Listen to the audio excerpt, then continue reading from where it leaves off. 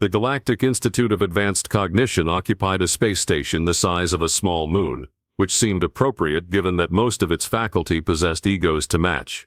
For 17,000 years, the Institute had served as the premier educational facility for species who had mastered telepathic communication, which was to say every species worth mentioning. The architecture reflected this achievement.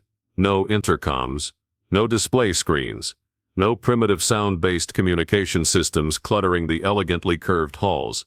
Just pure, crystalline thought transmission bouncing between minds like a particularly sophisticated game of mental ping-pong. The Institute prided itself on accepting exceptional students from across the galaxy, including in what the admissions committee annually referred to as their charitable outreach program, members of species who had not yet evolved proper telepathic capability. These remedial cases typically included rock-based life forms, still working through basic sentience, newly uplifted species getting their neural bearings, and humans, especially humans who, despite their peculiar knack for surviving everything the universe threw at them, remained stubbornly locked inside their own heads like thoughts trapped in particularly dense jars. The current human occupying slot 7B in the Xenolinguistics wing had been doing reasonably well for 3 months. She attended lectures using the provided translation devices, submitted assignments through the antiquated text-based interface, and generally avoided bothering anyone with her species' embarrassing need to make noises with mouthparts in order to convey meaning. The faculty had almost forgotten she was there,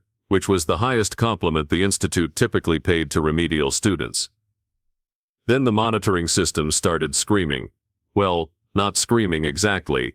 The monitoring systems were far too sophisticated for such crude display. They merely flagged approximately 47,000 instances of unauthorized neural transmission, emanating from the human quarters over a 2-week period, each one carefully logged, analyzed, and forwarded to the Department of Academic Integrity with increasing urgency. Professor Wendix, whose species had evolved past physical form entirely and now existed as sentient clouds of ionized gas, materialized in the hearing chamber with what could only be described as electromagnetic irritation. 3 other faculty members arranged themselves around the curved table.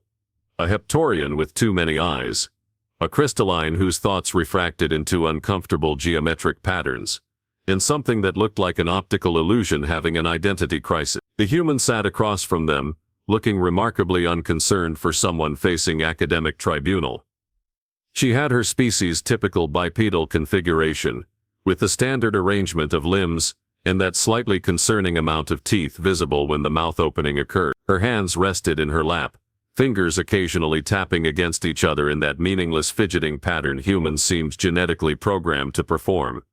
Do you understand the severity of these charges? Professor Wendix pulsed, the translation device rendering his electromagnetic fluctuations into audible speech for the human's benefit. Unauthorized neural transmission on Institute grounds violates approximately 97 regulations, including but not limited to academic dishonesty, technological smuggling, potential espionage, and really quite rude behavior during quiet hours.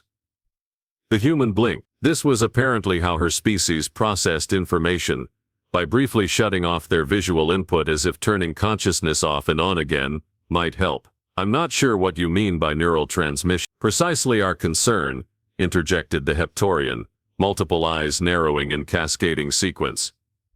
Humans lack natural telepathic capability, yet our systems detected consistent thought pattern broadcasts originating from your quarters. The logical conclusion is smuggled technology. The sophisticated kind, added the crystalline, whose thoughts arrived in the translation matrix pre-formatted with footnotes. Perhaps neural augmentation purchased from black market sources, or worse, experimental military hardware being field-tested in an academic environment. The optical illusion rippled with agreement, though what it was agreeing to remained philosophically uncertain.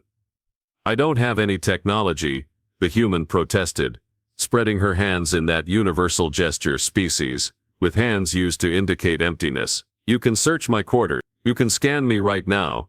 I'm just me. Professor Wendix's ionized particles rearranged themselves into a configuration suggesting deep skepticism. The monitoring logs are quite clear. Consistent linguistic patterns, complex grammatical structures, even what appears to be multi-threaded conversation occurring within a single neural origin point. You are transmitting something. Could we see the actual data? The human asked, which was a reasonable request that nonetheless made the faculty uncomfortable.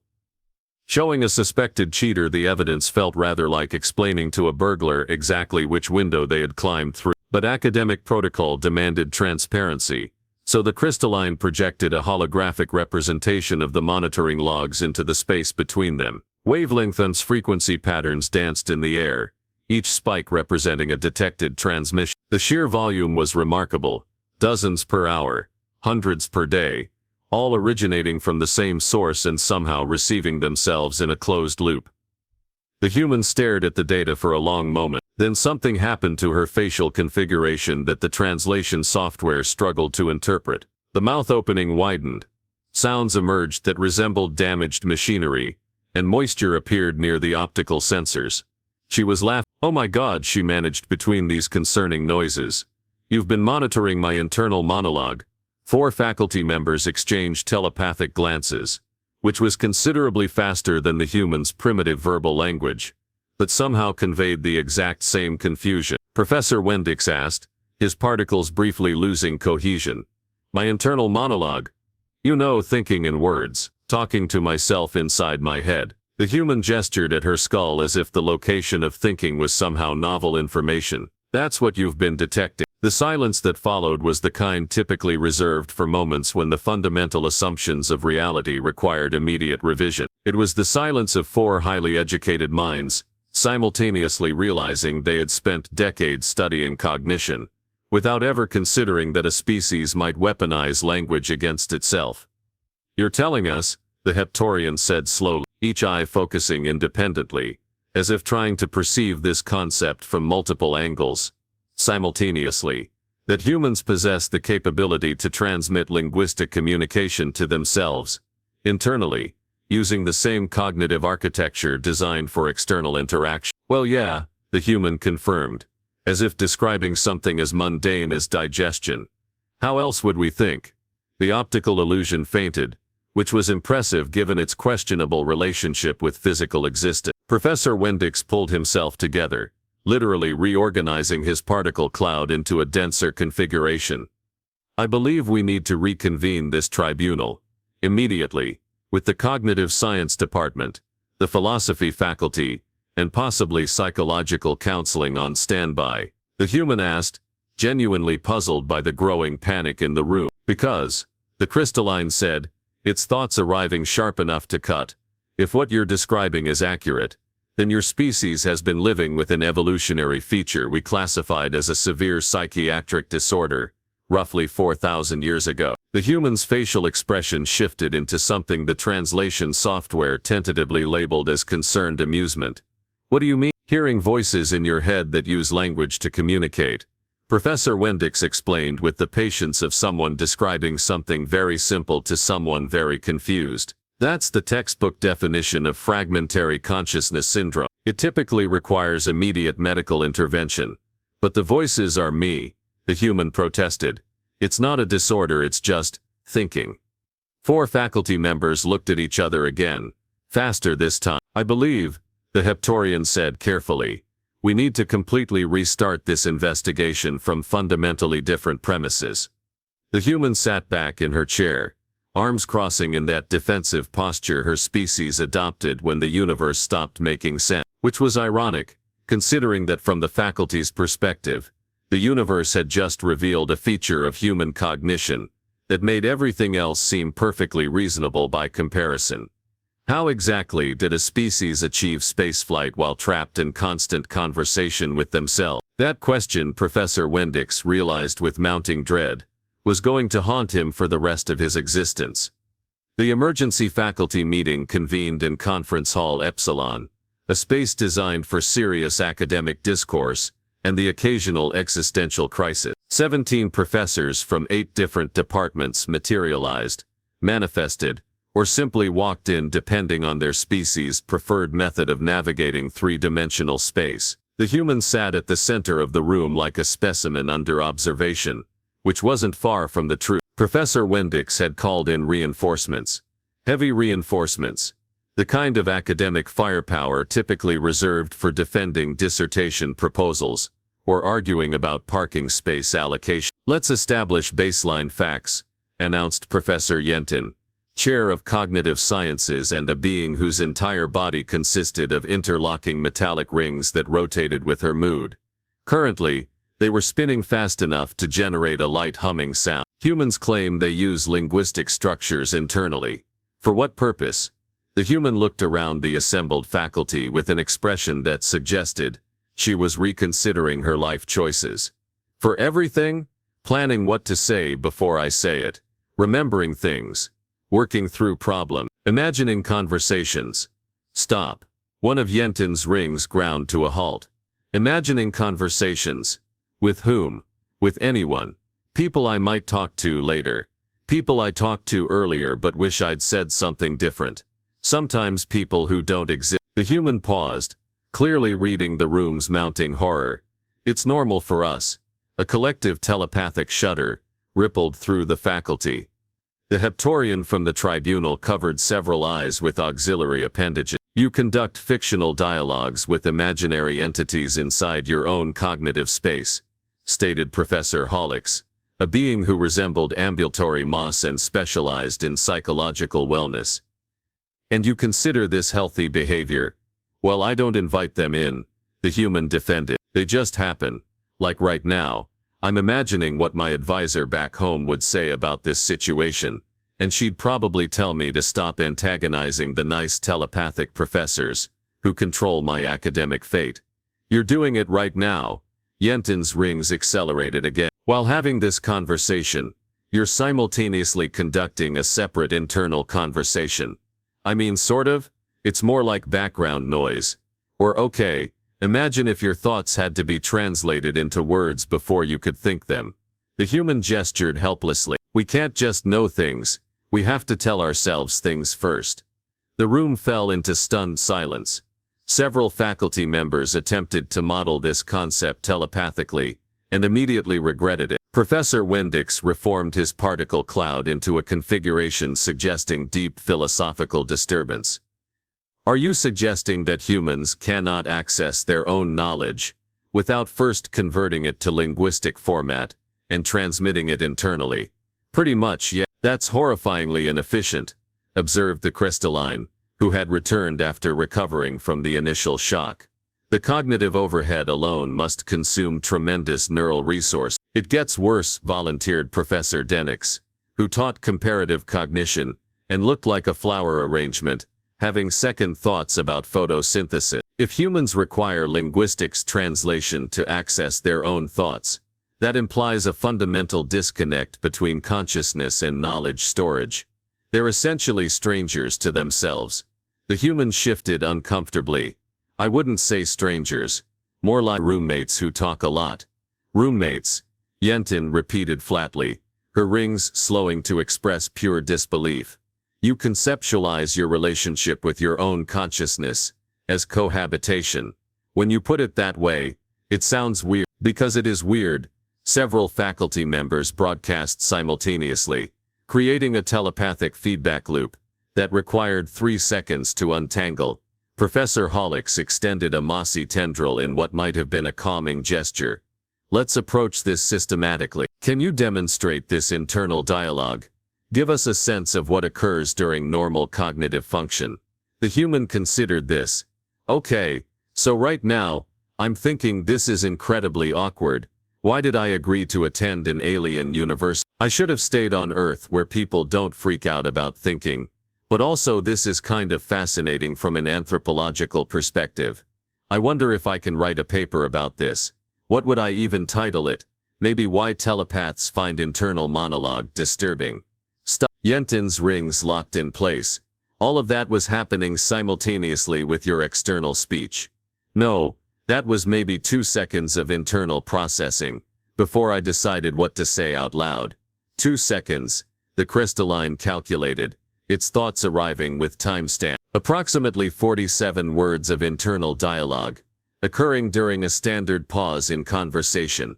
That's roughly 23.5 words per second of continuous self-directed, linguistic transmission. And that's when I'm focused on something else.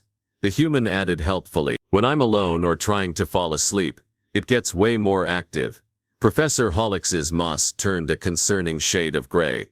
You mean the internal dialogue intensifies during rest periods, when cognitive activity should decrease. Oh yeah, sometimes I'll have entire arguments with myself about whether I said something stupid 3 years ago, or I'll replay conversations and imagine different outcomes, or just narrate what I'm doing like I'm the protagonist in a novel. The human smiled in a way that suggested she thought this was charming rather than deeply troubling. Last night I spent 20 minutes having an imaginary acceptance speech for an award I'll never win. The room erupted in overlapping telepathic chaos. Multiple professors attempted to process this information simultaneously, creating a mental traffic jam that required Professor Wendix to emit a sharp electromagnetic pulse to restore order. Let me verify understanding, he said, particles arranging into an almost accusatory formation. Humans spend cognitive resources, conducting elaborate fictional scenarios, rehearsing conversations that may never occur, criticizing themselves for past actions, and narrating their own existence as if observed by an external audience. You make it sound pathological, because from our perspective it is. Yentin's rings were now spinning in opposite directions, suggesting her cognitive framework was approaching structural failure. Every symptom you've described matches clinical criteria for fragmentary consciousness disorder, recursive thought syndrome, and parasocial identity displacement. Or the human countered with that peculiar stubbornness her species was famous for. It matches the criteria for being human. That statement landed in the room like a philosophical bomb with a very short fuse. Because if the human was right, if this bizarre inefficient seemingly pathological cognitive architecture was normal for her species, then every assumption the galactic academic community had made about consciousness, cognition and the nature of thought itself required immediate and comprehensive revision. Professor Wendix looked at his colleagues, then at the human sitting calmly in the center of the room, apparently conducting 3 separate internal conversations, while maintaining external composure. I think he said slowly, we need to run some tests. The testing facility occupied an entire wing of the Institute, filled with equipment designed to probe the deepest mysteries of consciousness. Most of it had never been used on humans before, primarily because no one had considered human consciousness mysterious enough to warrant investigation. That assessment was currently undergoing rapid revision. The human sat in a crystalline chair that looked uncomfortable and was, according to her facial expressions, living up to expectation. Surrounding her were 17 different scanning arrays, each one calibrated to detect and analyze neural activity from species across the galactic spectrum.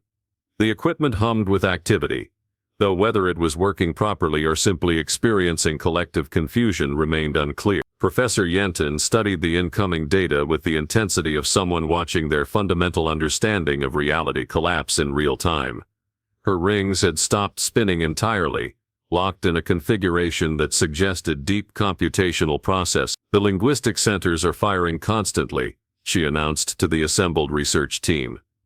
Not in response to external stimuli, not in preparation for speech, just continuously generating language structures and feeding them back into primary consciousness. Feedback loop confirmed, added Professor Denix, manipulating a holographic display that showed the human's neural activity as cascading waves of light.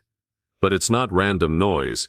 There's clear semantic structure, grammatical coherence, even tonal variation suggesting emotional context. The human cleared her throat, which was apparently how her species requested attention when surrounded by telepaths. Can I ask what you're seeing? Architecture that shouldn't exist, Yentin replied bluntly. Your brain has essentially created a closed communication system that broadcasts to itself continuously. It's like building a telephone network with only one subscriber who calls themselves repeatedly. That's basically thinking, yet no, thinking is direct cognitive access to knowledge and reasoning. What you're describing is thinking about thinking, using linguistic middleware that introduces latency and potential corruption at every processing stage. The professor's rings twitched slightly. It's extraordinarily wasteful, but extraordinarily flexible, Professor Wendix interjected, his particle cloud hovering near a different display. Look at the branching pattern. She's simultaneously running multiple linguistic threads, prediction models, counterfactuals, emotional assessments, all wrapped in narrative structure. She's simulating conversations that haven't happened yet. Denix breathed, floral appendages curling with fascination, building complete dialogue trees with projected responses, revising strategies based on imaginary outcomes. The human nodded. Yeah, I'm currently thinking about 3 different ways this conversation might go, what I'll eat for dinner later, and whether I remembered to lock my quarters. Also, I've got a song stuck in my head, which is adding background noise to everything. A song. Yenton's rings unlocked and began spinning rapidly. You have involuntary musical linguistic patterns running simultaneously with voluntary cognitive process. It's been the same chorus for 2 hours. Honestly, it's getting annoying. The research team exchanged what could only be described as telepathic looks of horror mixed with academic excitement. This was the kind of discovery that reshaped entire fields of study while simultaneously making everyone uncomfortable.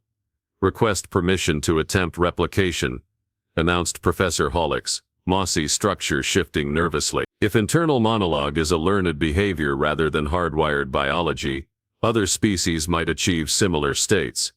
You want to give yourself an internal monologue? The human asked, eyebrows rising in that expression her species used to convey skepticism. For science, what followed was 45 minutes of various faculty members attempting to think in words at themselves. The results ranged from mildly unsuccessful to catastrophically disturbing. The crystalline managed approximately 3 seconds before its thoughts shattered into recursive loops. Professor Denix achieved a brief moment of internal dialogue, before becoming so distracted by the novelty that all other cognitive functions temporarily ceased. Yenton's attempt resulted in her rings locking up entirely, requiring a hard restart of her neural substrate. Only Professor Hollix showed any sustained success, managing nearly 2 minutes of internal narrative before the moss making up its body began turning colors in distress. It's horrible, Hollix transmitted weakly. I can hear myself thinking. I'm aware of my own awareness. Make it stop. That's just normal consciousness for us, the human offered sympathetically. How do you tolerate it? The human shrugged, another gesture that conveyed complex meaning through simple physical movement. We don't really have a choice. It's always been there. Like breathing, but for thought. Breathing is involuntary, Yenton pointed out, rings slowly resuming normal rotation. Are you suggesting the internal monologue is autonomic? That you cannot simply cease the linguistic self-transmission? The human paused, and the monitoring equipment showed her internal dialogue spiking as she apparently considered how to explain something she'd never had to articulate before. I can quiet it sometimes. Meditation, intense focus, or just being really tired. But it always comes back. The voice in my head that sounds like me, narrating everything, commenting on everything, never really shutting up. She smiled in a way that suggested she was making peace with something mildly uncomfortable. I guess we're just permanently stuck talking to ourselves. Professor Windix observed the data streams, watching linguistic patterns flow through the human's neural architecture like rivers, finding familiar channels. An elegant system, in its own bizarre way. Inefficient, certainly, prone to recursive loops and self-deception, but also remarkably adaptive. I believe, he said slowly, we need to completely revise our understanding of human strategic capabilities. Why? The human asked. The professor's particles arranged themselves into a pattern suggesting grim realization. Because if your species lives in constant internal dialogue, then you've had millions of years to evolve defenses against precisely the kind of telepathic intrusion that makes most species vulnerable. The room went very, very quiet. Oh, said the human. I hadn't thought about that. But according to the monitors, she was thinking about it now, extensively, in approximately 7 different conversational threads, simultaneously. The emergency session of the Institute's Strategic Intelligence Committee, convened at what humans would call dark 30, though most species present didn't sleep, and therefore found the timing unremarkable. What was remarkable was the presence of military observers from 6 different stellar coalitions, all of whom had arrived within hours of the research findings being classified and immediately leaked by academic gossip networks. Because apparently the discovery that humans were naturally immune to telepathic infiltration qualified as a security concern of the highest magnitude. Admiral Vexthor, a being whose carapace had seen more combat than most species had seen sunrises, stood at the head of the conference table projecting tactical assessment data. Let me ensure I understand the situation correct. Human cognitive architecture functions as a naturally occurring counterintelligence system. More accurately, Professor Yentin explained, her rings rotating at diplomatic speed. Human consciousness operates on a closed linguistic loop that makes external telepathic access difficult to achieve and nearly impossible to sustain without detection. Because they're already broadcasting to themselves, added Professor Wendix, any external intrusion has to compete with an ongoing internal monologue that's been running continuously since early childhood. It's like trying to whisper to someone already engaged in loud conversation with themselves. The human who had been dragged from her quarters for this meeting, and looked appropriately disgruntled about it, raised a hand tentatively. Are you saying other species can just read minds easily? Surface thoughts, emotional states, immediate intentions, confirmed Vexthor. Standard telepathic scanning can extract significant intelligence from most species within seconds. But humans, the Admiral's carapace clicked in what might have been frustration. Preliminary tests show human minds as chaotic noise, too much internal chatter to isolate actionable intelligence. We prefer to call it thinking, the human muttered. You prefer to call it thinking, Yentin corrected. The rest of the galaxy recognizes it as the cognitive equivalent of jamming equipment running 24 hours per day. A Fantine representative, whose species specialized in telepathic espionage, broadcast its concerns to the room. This has significant implications for diplomatic security. If humans can't be reliably scanned, how do we establish trust in negotiations? The same way humans do, the humans suggested. Assume everyone's lying and negotiate anyway. The room's collective discomfort was palpable enough that even non-telepaths could sense it. Professor Denix pulled up new data streams, holographic displays showing comparative analysis between species. There's another factor. Human internal dialogue isn't just noise. It's predictive modeling. They're constantly simulating potential futures, rehearsing responses, building contingency plans entirely within internal narrative frameworks. Wargaming, Admiral Vexthor identified immediately. Continuous tactical assessment, disguised as casual. It's really not that sophisticated, the human protested. Mostly I'm just imagining arguments I'll never have and coming up with perfect responses 3 hours too late. Yes, but you're doing it constantly, automatically, and with enough cognitive resources that your brain has evolved dedicated neural infrastructure to support it. Yentin's rings accelerated slightly. From a military perspective, every human is essentially running battlefield simulations in their head at all times. That's just anxiety with extra steps. No, Wendix interjected, particles swirling with academic excitement. It's evolutionary preparation for complex social interaction in an environment without telepathy. Humans had to develop theory of mind sophisticated enough to predict other humans' responses, without any direct mental access. The internal monologue is the training ground. A crystalline intelligence officer refracted its thoughts through the translation matrix with sharp precision. Field testing confirms this hypothesis. Human operatives consistently outperform projections in scenarios requiring deception or misdirection. They're comfortable with the cognitive dissonance of maintaining multiple narratives simultaneously.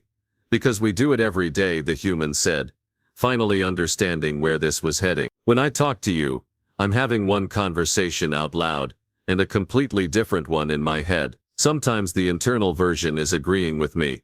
Sometimes it's criticizing everything I say. Sometimes it's wondering what's for lunch. Multi-threaded consciousness, Admiral Vexthor summarized.